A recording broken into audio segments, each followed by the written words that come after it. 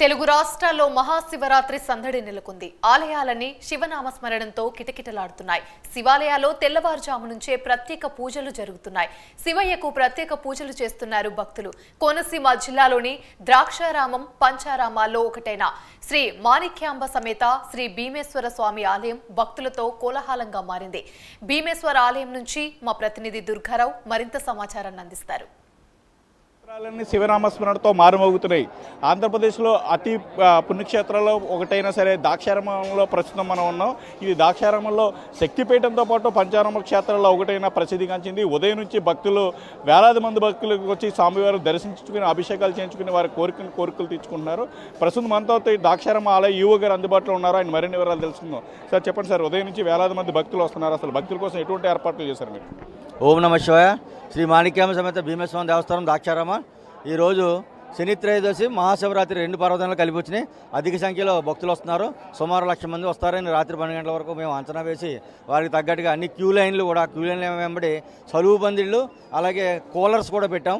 అలాగే క్యూ లైన్ల వెంబడి వాటర్ ప్యాకెట్లు, మజ్జిగ ప్యాకెట్లు, బిస్కెట్ ప్యాకెట్లు అలాగే పాలు అన్నీ కూడా మేము సమకూర్చాం భక్తుల సహకారంతో. అలాగే ఉచిత అన్నదానం కూడా ఏర్పాటు చేసాం. భక్తులకి స్నానాదుల నిమిత్తం ఇలాగ మన సప్తగోదావరి అంతా కూడా ప్రక్షాళన చేసి ఫ్రెష్ వాటర్ పెట్టాం. అలాగే భక్తులందరూ కూడా స్నానం చేసి దర్శనాలు చేసుకుంటున్నారు. అదేవిధంగా ఈరోజు ఉదయం తెల్లవారుజాము 2:30కి శ్రీ స్వామివారికి తీర్థబిందు తీసుకొచ్చి ప్రథమాభిషేకం చేశాం. అనంతరం మంత్రి గారు 3 గంటలకి ప్రథమాభిషేకంలో పాల్గొన్నారు. ఇందులో వివిధ రకాలైన పళ్ళరసాలతోటి అలాగే అభిషేక ద్రవ్యాలే కాకుండా సప్తనది జలాలు అలాగే 12 కుండాలలో సేకరించినటువంటి జలాలను కూడా తీసుకుని వచ్చి అలాగే దది నివేదన ఆవు పెరుగు అలాగే ఆవు పాలు అన్నీ కూడా మేము స్వామివారికి సమర్పించి తొలి అభిషేకం చేయడం జరిగింది. ఇందులో విశేషంగా భక్తులు పాల్గొన్నారు. ఇప్పుడు ఇంకా క్యూ లైన్లు అయ్యి కూడా రన్ అవుతున్నాయి. సుమారు 1,00,000 మంది వస్తారని చెప్పి మేము అంచనా వేసి అన్ని ఏర్పాట్లు కూడా చేయడం జరిగిందండి. అసలు లైన్స్ టికెట్స్ ఏ రేట్ల ప్రకారం డిసైడ్ చేశారు? భక్తులకు అందుబాటులో ఉచిత దర్శనానికి ముఖ్యంగా ప్రాముఖ్యత ఇచ్చాం మేము.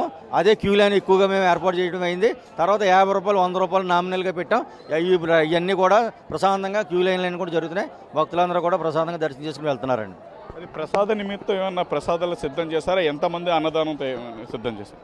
అన్నదానానికి 25,000 మందికి మేము భక్తుల ద్వారా మేము ఏర్పాటు చేయడం జరిగింది.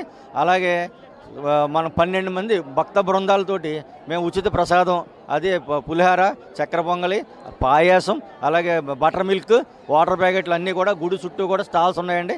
అన్నీ కూడా ఏర్పాటు చేసామండి.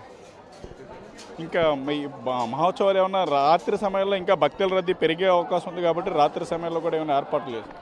ఈరోజు సాయంకాలం 9 గంటలకి మా దేవస్థానం యొక్క లక్షాపత్రి పూజ అనేది స్టార్ట్ అవుతుంది. అది 11 గంటలకు అవుతుంది. 11 గంటల అనంతరం స్వామివారికి మహానివేదన చేసి అనంతరం లింగోద్భవ దర్శనిస్తాం 12 గంటలకి.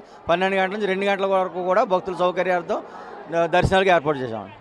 అది భారీ భక్తుల సౌకర్యార్థం క్యూ లైన్లు ఏర్పాటు చేసామని చెప్తున్నారు. అరే భారీ బందోబస్తు నేడం కూడా పోలీస్ శాఖ సంబంధించిన పోలీసులు వారి సౌజన్యంతో కూడా మొత్తం ఏర్పాటు చేస్తున్నారు. అలాగే కొంతమంది దాతల సౌజన్యంతో 20,000 మంది పైగా అన్నదానం కూడా ఏర్పాటు చేసామని చెప్పి ఆలయ చెప్తున్నారు. ఇది ద్రాక్షారామ ఆలయం నుంచి తాజా పరిస్థితి. Video Siddhartha Durgarao, prime news, Kakinada.